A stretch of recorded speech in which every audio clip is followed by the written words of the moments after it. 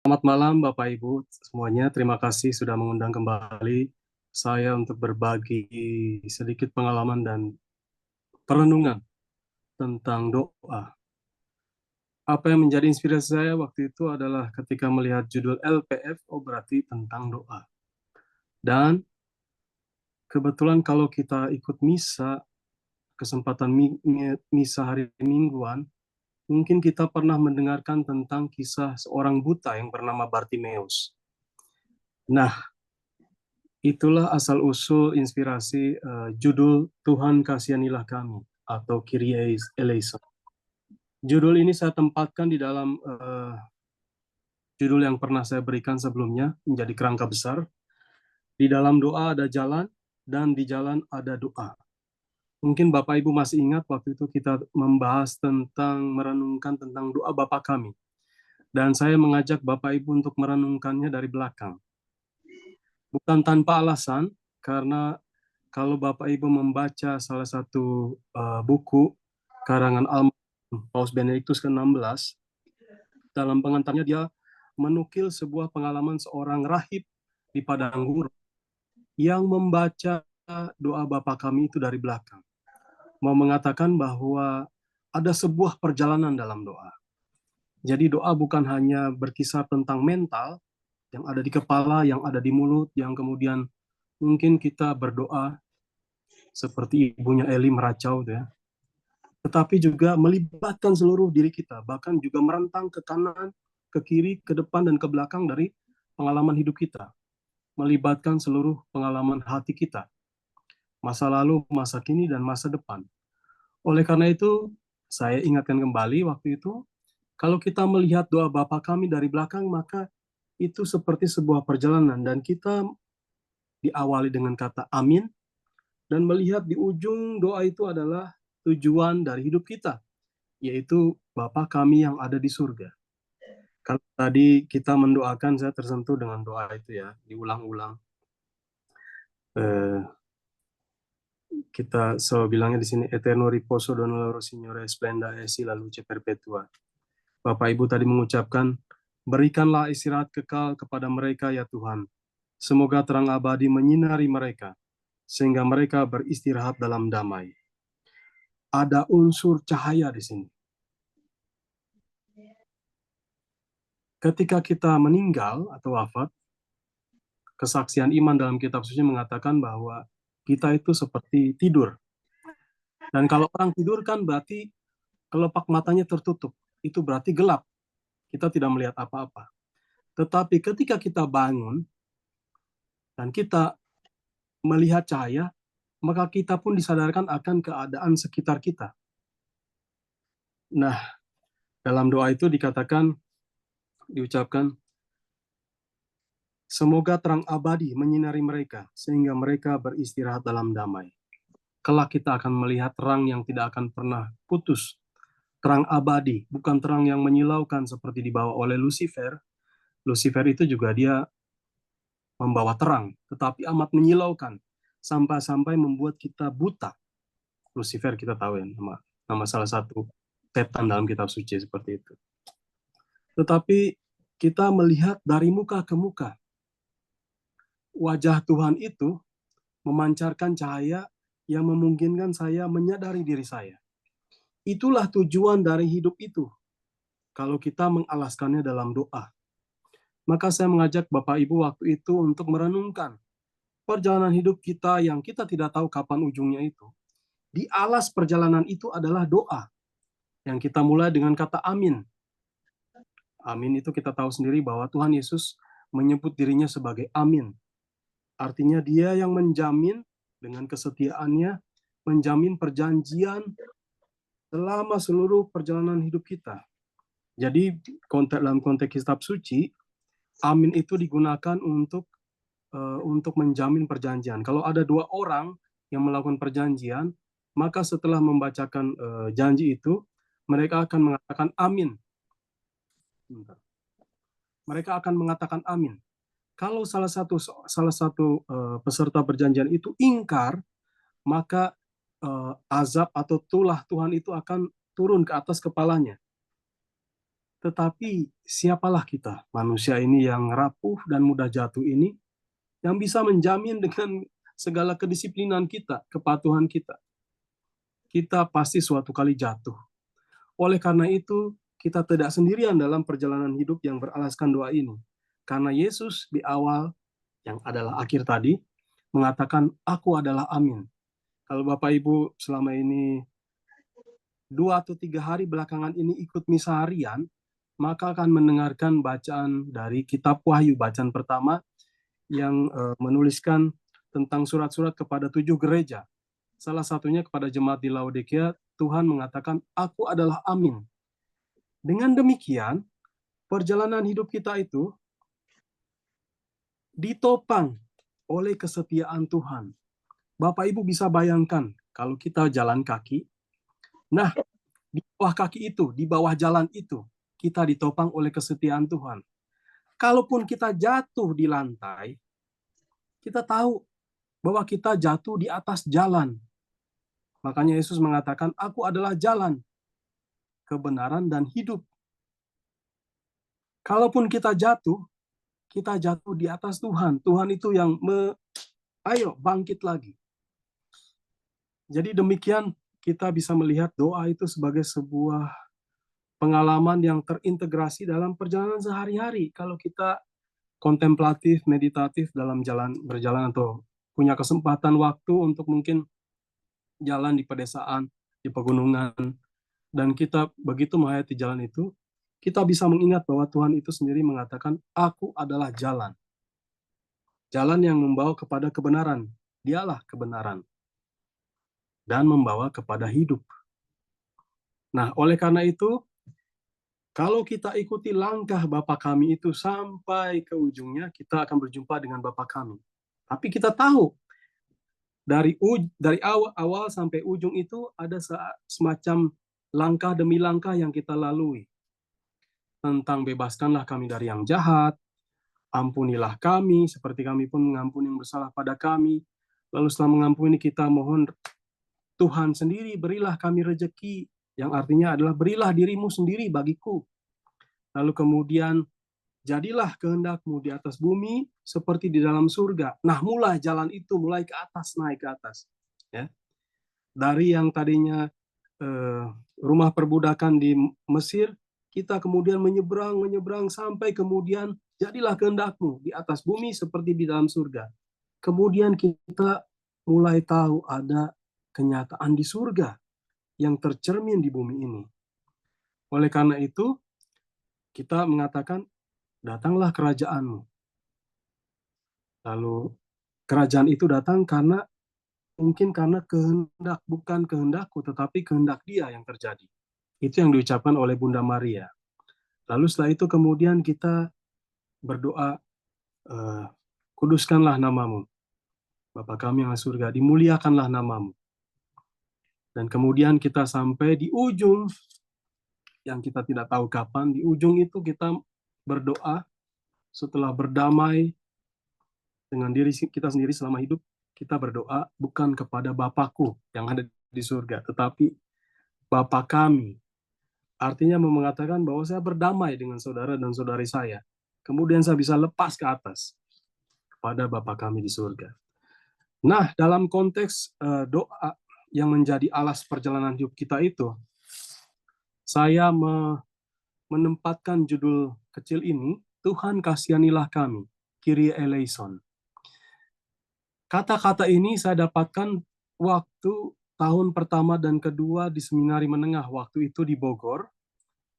Masih slide pertama, tolong. Masih slide pertama. Ada satu buku. Nah, di kanan itu ada satu buku yang saya temukan di seminari Bogor waktu itu di perpustakaan. Judulnya Berdoa Tak Kunjung Putus. Bapak Ibu mungkin masih bisa mendapatkan itu dari penerbit Canisius. Bukunya tipis saja. Kisahnya seorang peziarah Rusia yang suatu kali mendengarkan bacaan Injil, dikatakan dalam Injil Lukas kalau tidak salah, berdoalah dengan tidak jemu-jemu. Diumpamakan seperti seorang janda yang ngetok terus rumah Pak Hakim supaya melakukan keadilan terhadap kasusnya itu. Nah, berdoalah dengan tidak jemu-jemu. Lalu peziarah Rusia itu bilang, bagaimana mungkin saya bisa berdoa dengan tidak jemu-jemu. Itu berarti berdoa tanpa henti. Dia mencari, dan sampai kemudian menemukan seorang guru di padang gurun, seorang rahib, yang mengajarkannya doa Yesus. Nah, mungkin kalau pernah ke pertapaan, atau pernah mendengarkan konferensi satu Romo tentang doa Yesus.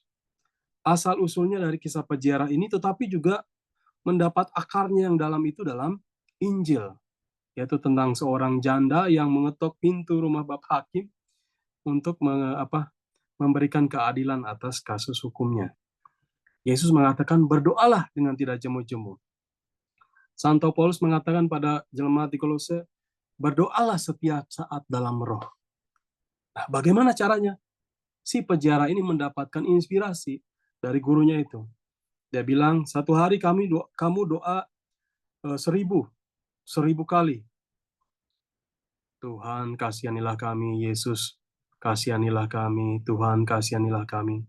Terus mengatakan, dari 1000 berkembang menjadi 3000, dari 3000 berkembang menjadi 6000, dari 6000 berkembang menjadi 12.000. Sampai kemudian bukan mulut lagi yang yang mengucapkan itu, tetapi hatinya itu. Seperti degup jantung itu, dia mengatakan, Yesus, Yesus. Yang pada akhirnya doanya hanya sederhana satu kata saja, Yesus. Yesus, Yesus, seperti di jantung. Sehingga kemudian doa itu memberikan, dia melalui kesaksian di buku itu, dia katakan bahwa saya merasa ketika mengucapkan doa Yesus itu, pun ketika tidur saya sadar bahwa roh saya berbicara Yesus, Yesus. Saking biasanya itu. Dan itu kemudian memberikannya ketenangan luar biasa. Sampai-sampai ada orang yang berkata buruk kepadanya, seolah-olah ada semacam jarak antara dirinya dengan pusat batinnya itu. Jadi di pusat batinnya itu seperti jantung yang berdegup, Yesus, Yesus kasihanilah kami, Yesus kasihanilah kami. Sementara sesuatu yang membuat, mungkin pada awalnya itu membuat dia jengkel atau marah, itu tepat berhenti di depan dia. Jadi bukan berarti dia keluar dari situasi kenyataan hidupnya, tetapi dia mempunyai persepsi baru, cara pandang baru. Itu karena doa yang tak kunjung putus, yang selalu membual, mengalir dari hatinya itu. Bayangkan, mungkin satu hari dia bisa berjalan 40 km.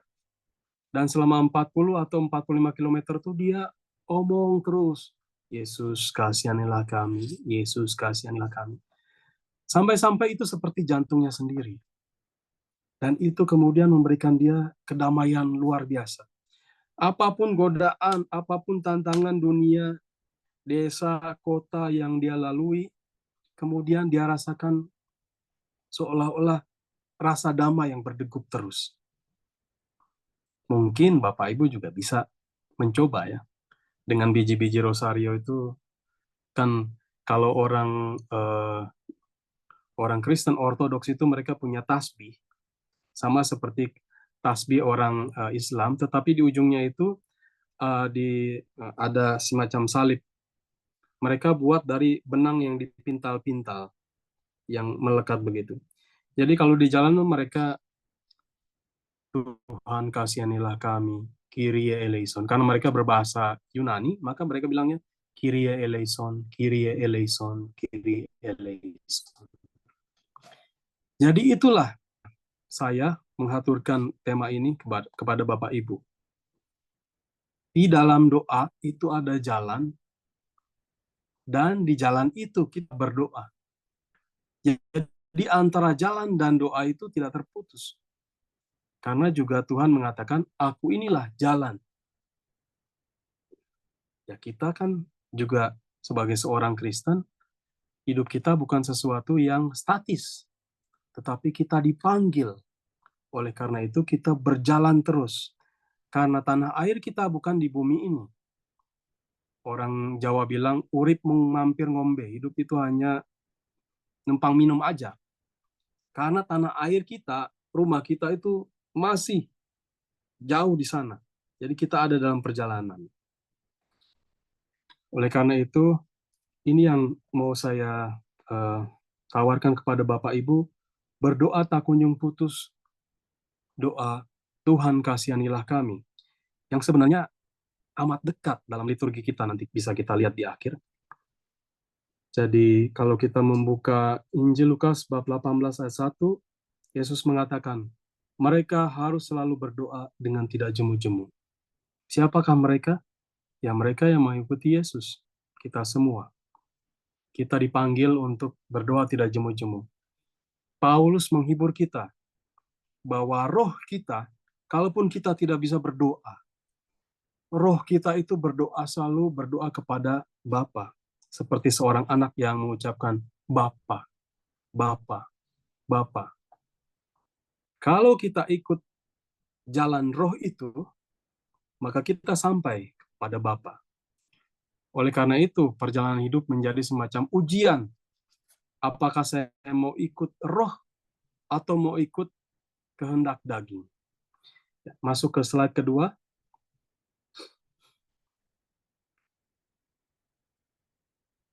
Ya, di sini ada, saya bacakan.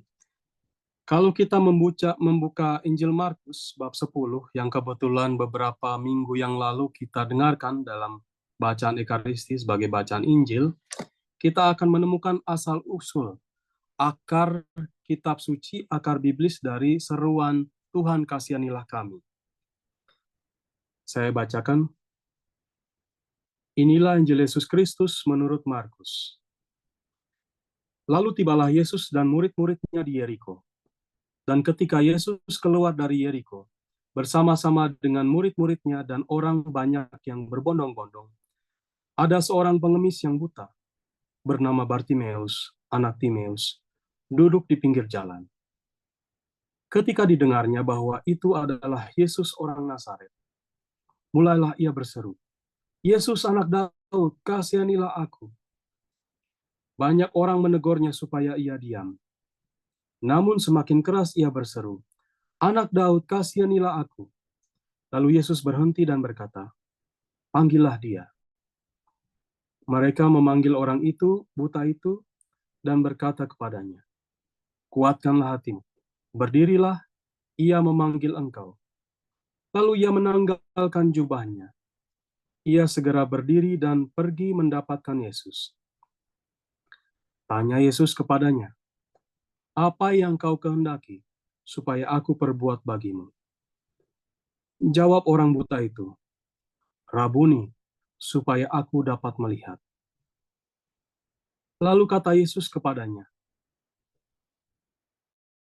pergilah, imanmu telah menyelamatkan engkau. Pada saat itu juga melihatlah ia, lalu ia mengikuti Yesus dalam perjalanannya. Demikianlah Injil Tuhan, terpujilah Kristus. Bapak Ibu, kisah Injil ini amat inspiratif yang bisa memperkaya perjalanan hidup kita. Perjalanan untuk lahir kembali. Kalau lahir kembali berarti ada satu masa di mana kita dalam kegelapan, yaitu dalam perut ibu, dikandung. Dan perjalanan hidup kita ini semacam sebuah, di ujungnya akan ada sebuah fakta bahwa kita bisa melihat kembali, itu kan berarti sebuah kebangkitan. Itu akan ditunjukkan oleh sikap tubuh dari Bartimeus sendiri. Nah, untuk memahami kekayaan perikop ini, mari kita lihat dalam konteksnya yang besar. Jadi slide selanjutnya. Ya. Dalam slide selanjutnya, dalam slide ini saya memberikan gambar-gambar yang mungkin bisa membantu Bapak Ibu untuk melihat. Kalau kita membuka kitab suci, bab 10, itu Bapak Ibu bisa melihat di sini ada kisah pertama itu tentang perceraian. Jadi kita ingat ya, waktu itu ada seorang Farisi yang mengatakan, apakah kepada Yesus, apakah diperbolehkan menceraikan, seorang suami diperbolehkan menceraikan istrinya. Lalu kemudian perikop kedua, ada tentang Yesus memberkati anak-anak. Kan ada orang-orang yang membawa anak-anak, lalu kemudian para murid itu marah dan melarang mereka untuk mendekati Yesus. Nah, Yesus bilang, jangan halangi mereka. Sesungguhnya barang siapa tidak menyambut kerajaan Allah seperti seorang anak kecil itu, ia tidak akan masuk ke dalam kerajaan itu. Lalu kisah selanjutnya, ada orang kaya sukar masuk kerajaan Allah. Ada orang yang ingin memperoleh hidup yang kekal. Apa yang harus aku lakukan? Dibilang bahwa lakukanlah 10 perintah Allah. Dibilang, selama masa mudaku aku sudah lakukan itu semua. Yesus bilang, satu yang kurang. Kamu jual segala milikmu dan ikutlah aku. Lalu orang itu kemudian sedih karena begitu banyak hartanya. Lalu setelah itu, ada pertanyaan Petrus tentang upah mengikut Yesus. Kata Petrus, kalau orang kaya saja sukar masuk dalam kerajaan Allah, nah kami ini sudah melepaskan segala sesuatu. Apa kami mengikut Yesus? Setelah itu, Yesus memberitahukan tentang ramalan penderitaan di Yerusalem. Ini sudah pemberitahuan yang ketiga. Tetapi setelah pemberitaan yang ketiga itu, malah Yakobus dan Yohanes kemudian mereka belum mengerti juga. Mereka bilang, kalau engkau sampai ke dalam kemuliaanmu, biarkanlah kami duduk di kanan dan di kirimu. Ini mau memperlihatkan kepada kita tentang ternyata para rasul pada saat itu juga nggak ngerti-ngerti juga. Jadi mereka belum istilahnya tercerahkan mengetahui apa itu kemuliaan Yesus.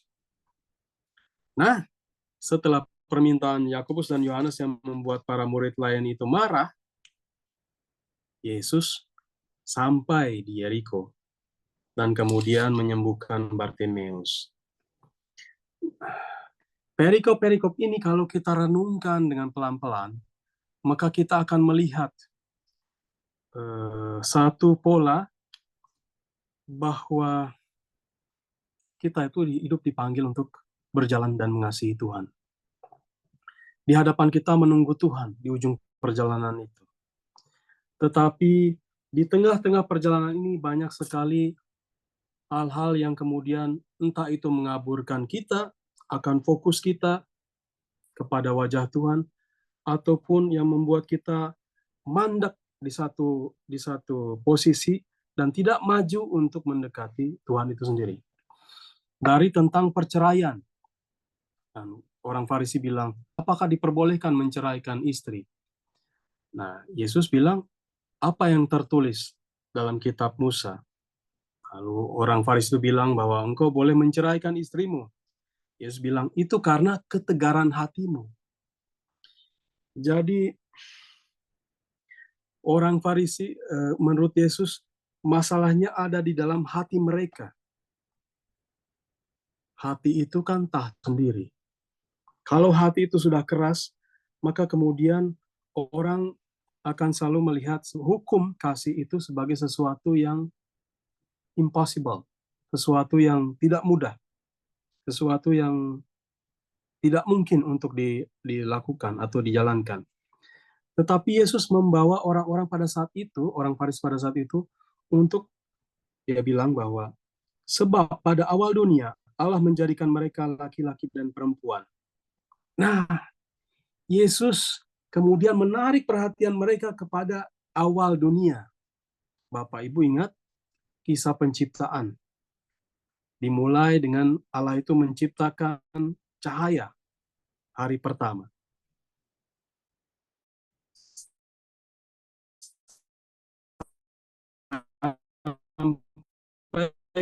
Kemudian hari ke-6 Allah menciptakan Adam dari tanah dan kemudian Hawa. Yesus ini, bahwa Yeriko itu adalah pintu gerbang dari zaman perjanjian lama, pintu gerbang tanah terjanji. Nah, ketika Yesus mendekati pintu gerbang itu, dia akan memberitakan pemberitahuan ketiga tentang penderitaannya yang akan terjadi di Yerusalem, di puncak Yerusalem itu. Oleh karena itu, inilah hari-hari penciptaan kembali. Jadi debat tentang perceraian itu sebenarnya memperlihatkan bahwa kita dibawa kepada awal mula, bahwa kita itu buta, bahwa kita itu tidak melihat Allah itu sebagai kasih, dan partner hidup kita itu sebagai seseorang yang dengannya kita terikat.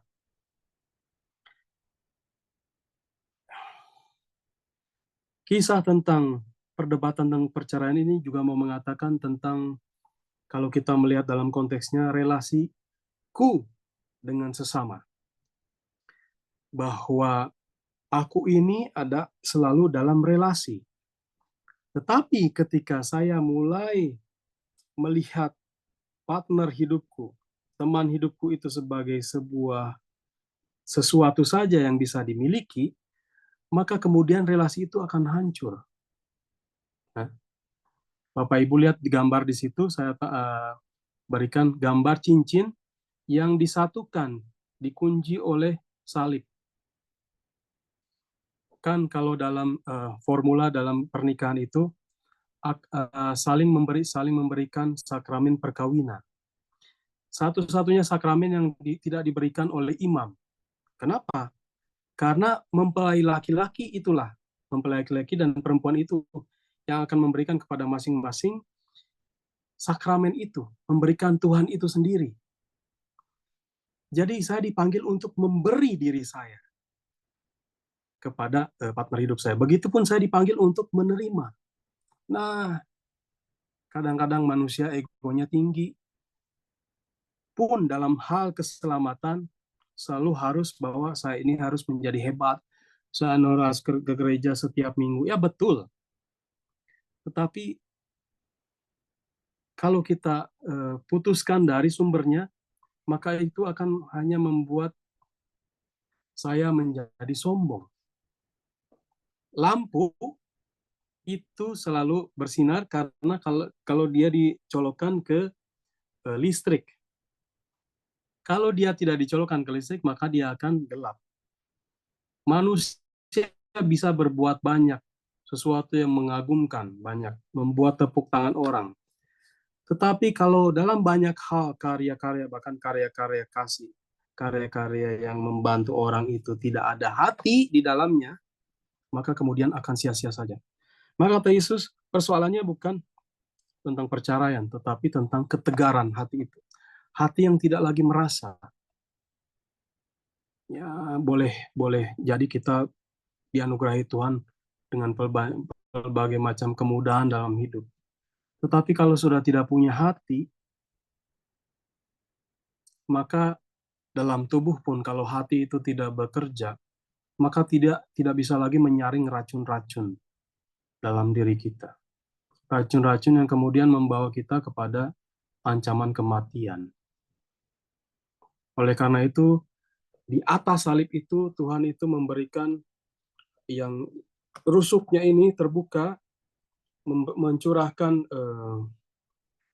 darah dan air, lambang kehidupan, bahwa kita diciptakan dari tulang rusuk Tuhan. Yesus sebagai mempelai laki-laki dan kita sebagai mempelai perempuan adalah gerejanya. Kita diciptakan dari tulang rusuknya yang kita lihat di salib itu. Lalu pada saat ketika Yesus memberkati anak-anak di slide itu, di gambar yang kedua ada anak yang melihat ke salib itu ya. Itu mau mengatakan relasi saya dengan diriku sendiri. Jadi anak-anak itu adalah simbol bagaimana sebenarnya seseorang atau kita manusia berkembang sepatutnya. Kalau kita menerima anak-anak dalam diri kita, maka kita mulai merasakan bahwa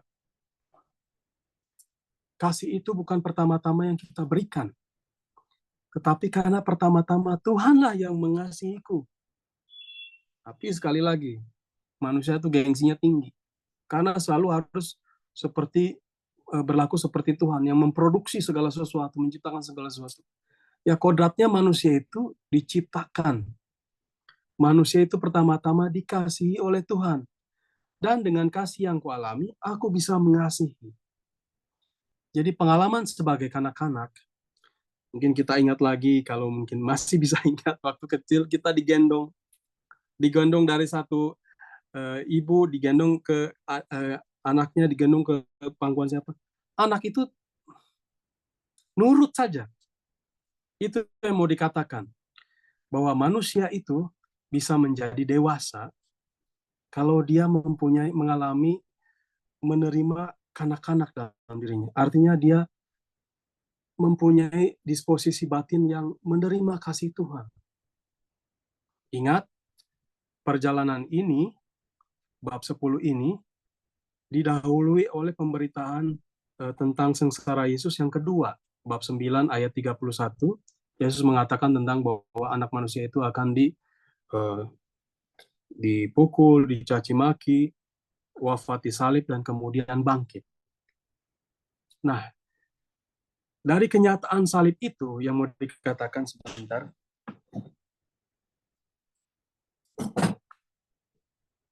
kita mau diperlihatkan di hadapanmu itu ada salib.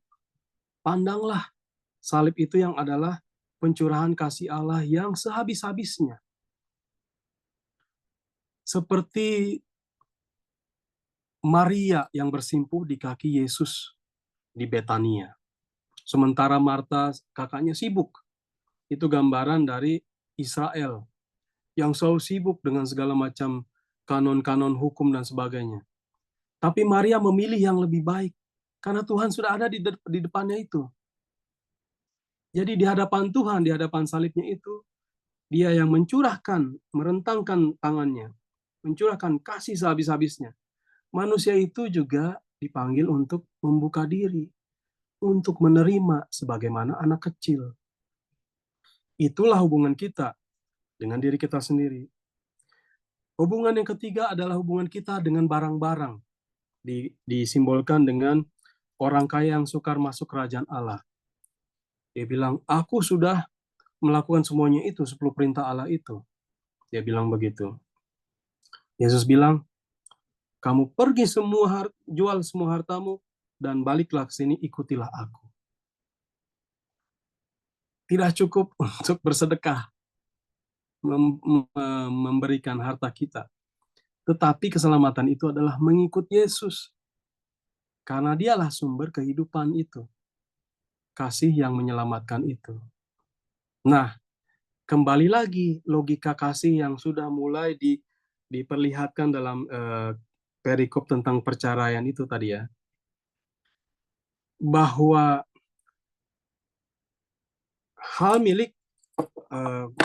harta milik itu bisa membuat kita bersaudara satu sama lain. Kalau itu dibagikan. Tetapi harta milik itu juga menjadi bahan perselisihan. Kalau itu kemudian dipertahankan. Apa yang kamu miliki dan kamu bagikan, itu membuat persaudaraan. Apa yang kamu miliki dan kamu simpan, itu mendatangkan maut. Seperti orang tua yang bilang, wah hartaku banyak, makan dan minumlah.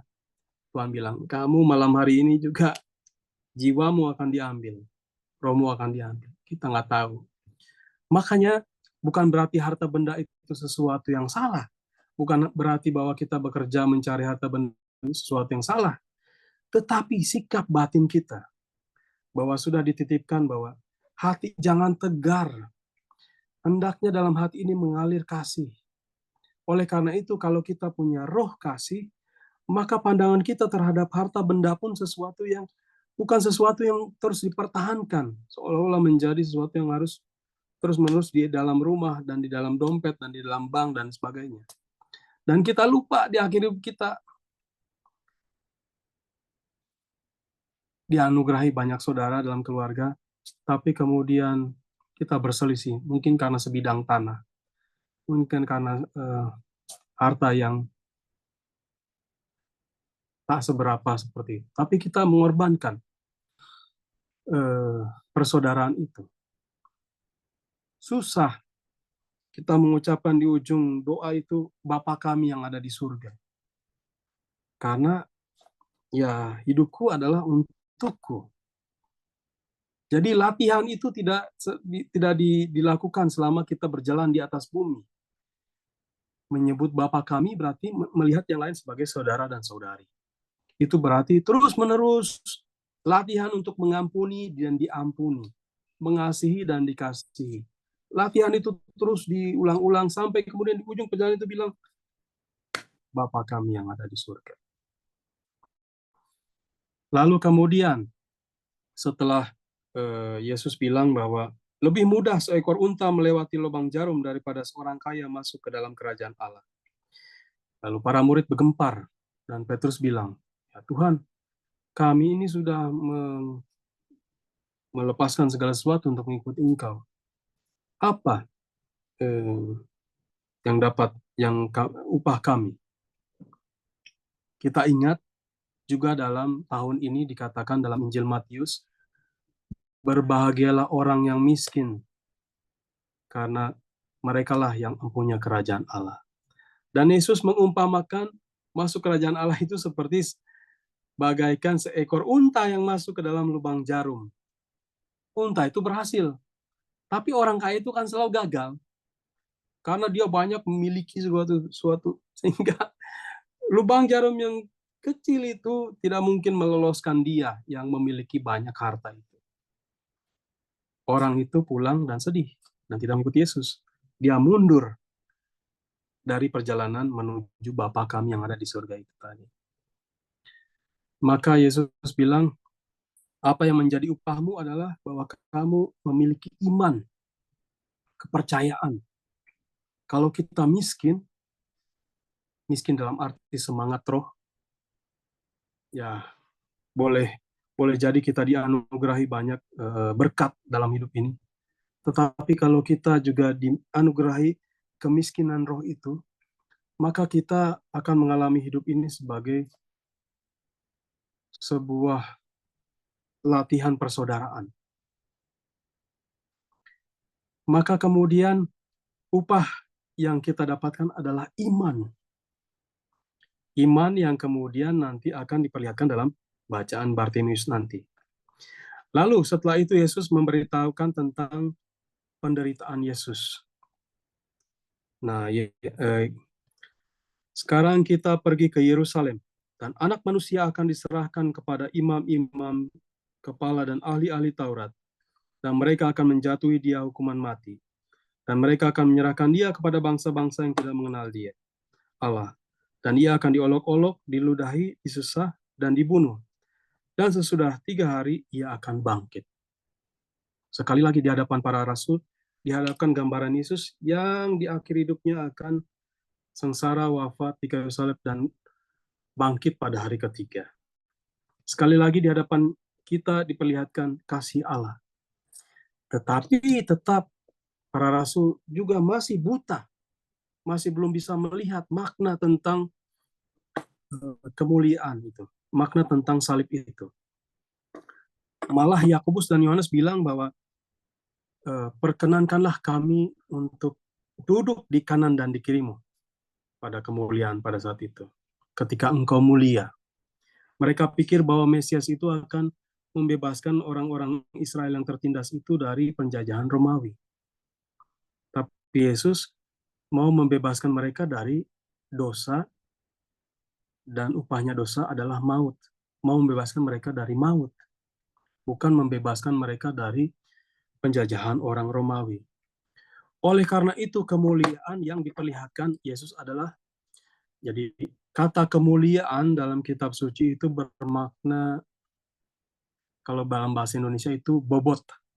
Sesuatu itu mempunyai bobot. Hidup kita itu mempunyai bobot. Nah, bobot atau berat Allah itu apa? Allah itu dikatakan dalam kesaksian kitab suci, Allah adalah kasih. Maka dia mengungkapkan kasih sehabis-habisnya di atas kayu salib. Maka kemuliaan Allah atau bobot Allah itu adalah di atas salib ini. Inilah Raja yang memperlihatkan kemuliaannya. Kita tahu di atasnya INRI, itu ya, ada tulis INRI. Yesus Nazaremus Rex Judaeorum. Inilah raja orang-orang Yahudi. Inilah raja orang-orang Yahudi. Tapi dalam iman kita, Yesus memperlihatkan kemuliaannya sebagai raja di atas kayu salib. Karena apa? Karena Allah adalah kasih. Dan kasih itu terlukis dalam Yesus yang tersalib, mencurahkan cinta sehabis-habisnya di atas kayu salib. Dan kedua murid ini, Yakobus dan Yohanes, mereka buta. Mereka pikir kemuliaan itu sesuatu yang seperti kerajaan di mana mereka bisa memerintah, mempunyai banyak kota-kota yang dikuasai, dan sebagainya. Yesus bilang, Bapak Ibu lihat di gambar berikutnya, siapa yang mau pertama, dia harus mencuci kaki. Kalau kita tidak mau rendah hati untuk mencuci kaki, maka relasi kita dengan sesama dalam perkawinan mudah goyah. Relasi kita dengan diri sendiri mudah goyah. Relasi kita dengan barang-barang juga mudah goyah. Kerendahan hati. Ada satu pastor di waktu saya novisiat itu, pastor namanya Pastor Tono, selama 40 tahun hidupnya berkarya di Jawa Barat. Dia nggak pernah keluar dari Jawa Barat. Di masa akhir hidupnya, sekitar umur 90-an, dia tuh setelah sarapan, dia tuh telanjang dada. Di tangan kanannya ada rokok tembakau. Di tangan kirinya ada tembakau. Di tangan kanannya ada rosario. Jadi dia berjemur setelah sarapan itu sambil merokok. Pastor, kenapa merokok? Dia bilang. Kenapa merokok? Kami tanya. Ya, kita menikmati anugerah Tuhan, kata dia.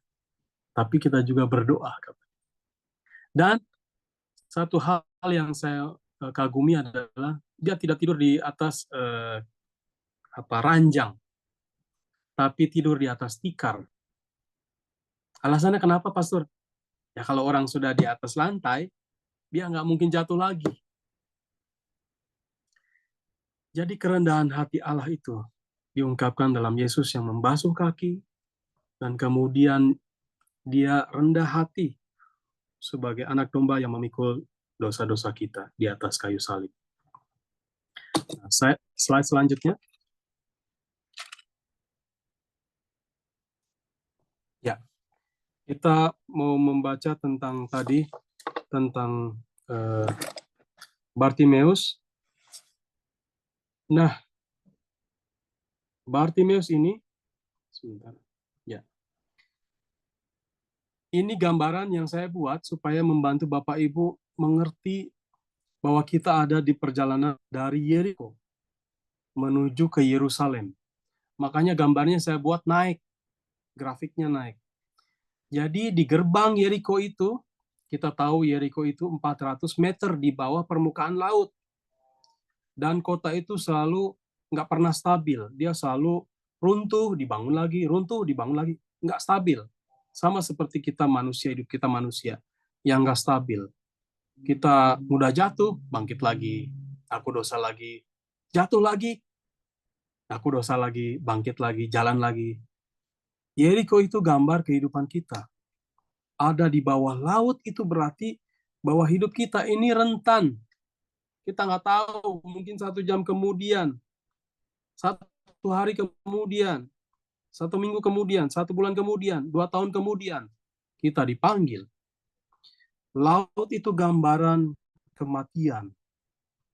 Kalau kita dibaptis kan kita masuk ke dalam air ya. Tapi kita mati bersama Kristus, mati terhadap dosa-dosa kita. Kalau kita diajak berdosa, kita sudah mati, nggak ngerasa lagi, nggak ada rasa lagi untuk berdosa, nggak menarik lagi itu untuk berbuat dosa. Itu artinya mati terhadap dosa. Tapi kita hidup untuk Allah dan sesama, kasih kepada Allah dan sesama. Oleh karena itu gambar pertama Bartimeus itu yang di gerbang Yeriko itu saya tempatkan di bawah, karena dia disebutkan bahwa Bartimeus itu duduk. Sebentar.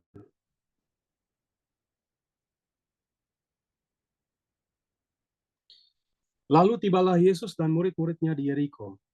Dan ketika Yesus keluar dari Yeriko bersama-sama dengan murid-muridnya, dan orang banyak yang berbondong-bondong, ada seorang pengemis yang buta bernama Bartimeus, anak Timeus, duduk di pinggir jalan. Ketika didengarnya bahwa itu adalah Yesus orang Nazaret, mulailah ia berseru, Yesus anak Daud, kasihanilah aku. Dibentak sama mereka yang ikut Yesus. Shh, dibilang, shh. Dibentak, makin keras lagi suaranya. Itu mau mengingatkan kita, para pembaca kitab suci, bahwa kota Yeriko itu, yang adalah gerbang tanah terjanji itu, kita tahu waktu itu Musa mengutus Yosua untuk masuk ke dalam tanah terjanji itu. Tapi karena tanah itu dikelilingi oleh benteng-benteng yang kuat, maka Tuhan Allah memberikan resepnya. Kamu harus meniup trompet untuk beberapa hari dan kemudian orang-orang itu berteriak. Nah, teriakan pada zaman masa Yosua dan trompet itu kemudian disuarakan lagi pada zaman Yesus melalui mulut Bartimeus. Ini amat indah sekali. Mau mengatakan secara sederhana perjalanan hidup kita. Kita yakin dan percaya bahwa hidup kita itu dipanggil untuk berjumpa dengan Sang Pengasih. Dan selalu dalam perjalanan itu ada sesuatu yang menghalangi kita. Entah kaki yang lumpuh, dan sekarang giliran di Bartimeus yang merupakan gambaran hidup kita adalah mata kita tidak melihat. Tetapi apa yang menjadi teladan bagi kita adalah syarat pertama kesembuhan adalah sadar bahwa kita sakit, sadar bahwa kita rapuh, sadar bahwa kita mudah jatuh. Itu berarti saya butuh pertolongan. Kalau saya yakin bahwa saya bisa melihat padahal buta, ya kita nggak akan pernah sembuh. Kita selalu jatuhnya bahwa itu loh, di mata kamu itu ada kuman, padahal balok di mata sendiri nggak kelihatan. Kalau kita nggak sembuh dari situ, dari suka nunjuk-nunjuk orang, dari suka mengunjingkan orang, maka kita jalannya pelan sekali. Tapi Bartimeus mau memperlihatkan pada kita, saya sadar, saya butuh bantuan orang. Dan saya yakin, orang yang lewat sekarang ini bukan orang biasa, tapi anak Daud, Yesus. Dalam kitab suci ada 3 kelompok orang yang ngomong kepada Yesus dengan nama. Yang lain nggak pernah pakai nama. Pertama Bartimeus, lalu kemudian orang-orang 10 orang kusta, lalu saya lupa ada satu lagi yang ngomong, mungkin penjahat yang di kanan dan kiri Yesus itu tadi. Mengucap nama itu berarti ada relasi. Mungkin selama dia jatuh, terseok-seok, tersandung dalam hidupnya, dia sudah menghayati pengalaman yang perlahan-lahan menjadi pengalaman yang intim. Karena dia sampai mengucapkan kata Yesus. Coba, boleh cek di kitab suci. Kalau saya omong dengan orang lain langsung pakai nama, berarti saya kenal dia. Berarti ada hubungan persahabatan. Nah, mungkin selama masa butanya itu dia mendengarkan. Iman itu datang dari pendengaran. Karena ada pekabaran Injil. Nama itu kemudian masuk ke dalam hati dan kemudian dia terus mengulang-ulang. Nah, semakin dibilang diam, semakin dia berteriak kembali. Banyak orang menegurnya supaya ia diam. Namun semakin keras ia berseru, Anak Daud, kasihanilah aku. Lalu Yesus berhenti dan berkata, panggillah dia. Mereka memanggil orang buta itu dan berkata kepadanya, kuatkan hatimu, berdirilah, ia memanggil engkau. Mengatakan bahwa anak Daud, kasihanilah aku, mau mengatakan bahwa ternyata orang buta ini punya pengalaman spiritual yang amat tinggi. Dia tahu, meskipun buta, dia tahu bahwa Tuhan adalah kasih. Tuhan adalah belas kasih. Dalam bahasa Inggris mercy, bahasa Italia misericordia. Misericordia itu juga bahasa Latin mau mengatakan dua kata, miser dan cordis. Cordis itu berarti hati, miser itu berarti kemalangan, misery, hati yang malang. Bahwa Tuhan yang berbelas kasih itu, yang punya mercy itu, ternyata merasakan kemalangan hatiku. Orang buta ini punya teologi yang amat tinggi, karena dia tahu bahwa Tuhan adalah kasih. Tuhan, kasihanilah aku. Nggak mungkin dia bilang kasih kalau dia tidak tahu bahwa Tuhan adalah kasih, yang selalu mengasihi anak, mengasihi seperti itu. Lalu kemudian Yesus berhenti dan kemudian panggillah dia. Hidup kita di jalan ini bukankah berarti kita memenuhi panggilan Tuhan? Suatu saat nanti kita dipanggil secara definitif. Maka kemudian kita mendapatkan gelar almarhum atau almarhumah. Almarhum itu berarti kita yang dirahimi, dikasihi. Jadi pengalaman dipanggil itu adalah pengalaman dikasihi. Karena Bartimeus tahu bahwa Tuhan adalah kasih, Allah adalah kasih. Maka dia kemudian dikatakan orang-orang dibilang, kuatkanlah hatimu. Dalam bahasa Inggris, be courage. Sekali lagi, itu masuk dalam bahasa Latin itu, courage itu, keberanian itu berarti, dalam bahasa Latin, cor agire. Cor itu berarti hati, agire itu berarti to act. Jadi bertindak. Bertindaklah dari hatimu. Bartimeus ini kebalikan dari orang-orang yang minta cerai tadi. Karena kekerasan hatimu, maka Musa menginginkan untuk menulis surat cerai. Bartimeus ini bertindak dari hatinya, kemudian dia bangkit. Dipanggil, kemudian dia bangkit. Mati, dan kemudian dia bangkit. Kata yang sama digunakan untuk Yesus yang bangkit. Tertidur, gelap, dan kemudian nanti akan disembuhkan oleh Yesus. Lalu Yesus bilang, lalu ia menanggalkan jubahnya, ia segera berdiri dan pergi mendapatkan Yesus. Kita tahu Yesus itu berarti Allah yang menyelamatkan. Kita dipanggil oleh Allah yang menyelamatkan.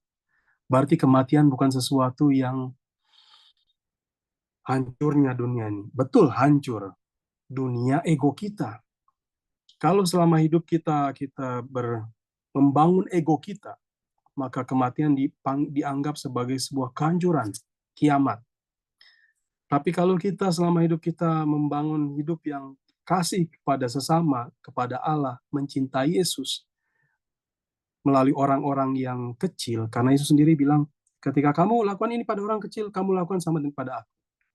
Maka kemudian kematian itu sebagai sesuatu yang gerbang yang dilalui untuk sampai kepada Yesus.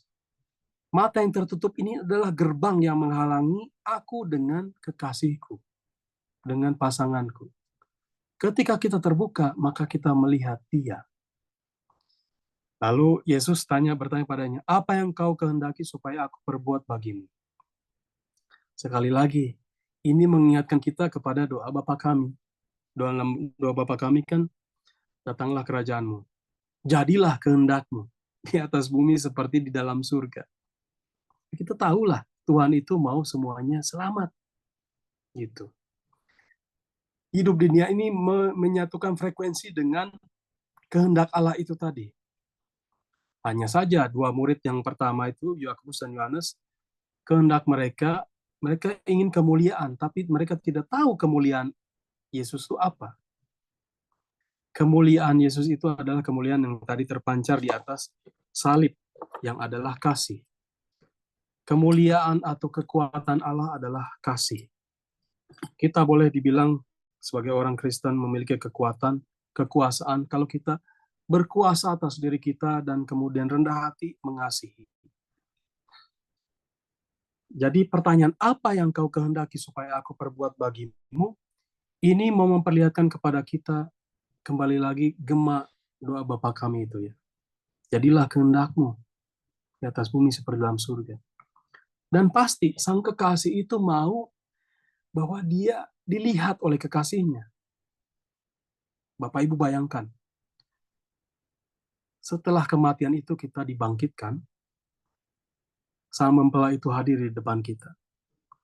Mungkinkah mempelai di hadapan kita mau kita terus-menerus menutup mata? Nggak mungkin. Dia mau agar kita saling melihat satu sama lain. Jadi orang buta itu bernama Bartimeus itu bilang, Rabuni, supaya aku dapat melihat. Apa yang mau dilihat oleh Bartimeus? Nah, supaya aku dapat melihat itu, lihat Bapak Ibu gambar yang ketiga dari bawah, mulai menanjak ya gambarnya. Itu kan berarti apa yang mau dilihat, kata supaya aku dapat melihat itu bermakna juga selain melihat, juga melihat ke atas, mendongakkan kepala ke atas. Oleh karena itu saya berikan gambar di atas Bartimeus yang disembuhkan itu adalah gambar salib. Jadi supaya kita bisa melihat di atas salib itu Tuhan mencurahkan kasih sehabis-habisnya. Bahwa ketika kita dibangkitkan itu, kita mau melihat kekasih kita. Kekasih kita pun mau melihat kita. Dia yang sudah memberikan cinta sehabis-habisnya bagi kita. Jadi, Rabuni supaya aku dapat melihat, itu dalam bahasa Yunani disebut anablepo, itu berarti melihat ke atas. Itu berarti kita melihat Yesus yang mencurahkan dari samping ininya, dari samping apa? Samping rusuknya itu, darah dan air, lambang penciptaan, lambang kehidupan. Tetapi rusuk dari mana air dan darah itu keluar, itu bermakna juga penciptaan. Bukankah Hawa itu diciptakan dari tulang rusuk Adam? Inilah Adam baru, dan kitalah Hawa yang diciptakan dari Adam itu. Kita diciptakan melihat kembali, itu berarti lahir kembali, itu karena kasih. Tidak ada orang yang bertumbuh besar, tidak ada tanaman atau hewan apapun yang bisa berkembang kalau tidak ada kasih, tidak ada penerimaan. Maka kisah Bartimeus ini bisa kita terapkan dalam kisah-kisah tentang tadi yang sebelumnya, kisah tentang perceraian, kisah Yesus memberkati anak, orang kaya yang sukar masuk kerajaan Allah, upah mengikut Yesus, lalu permintaan Yakobus dan Yohanes, bahwa dalam kisah-kisah itu mau diperlihatkan pencerahan. Pencerahan yang mau diperlihatkan adalah bahwa Allah itu mengasihi engkau dan memberikan dirinya kepadamu. Oleh karena itu, dalam slide terakhir, ya, sudah habis waktunya nih. Dalam slide terakhir, kata-kata Bartimeus itu diabadikan dalam liturgi kita. Dalam Tuhan kasihanilah kami, Kristus kasihanilah kami, Tuhan kasihanilah kami. Itu salah satu tata cara ibadat tobat. Selain kita bilang saya mengaku kepada Allah yang Maha Kuasa dan pada saudara sekalian, tetapi kata-kata Kyrie eleison ini kata-katanya Bartimeus. Kita tahu bahwa kita berdosa karena upah dosa adalah maut. Maut berarti kita tutup mata, jatuh ke dalam kegelapan.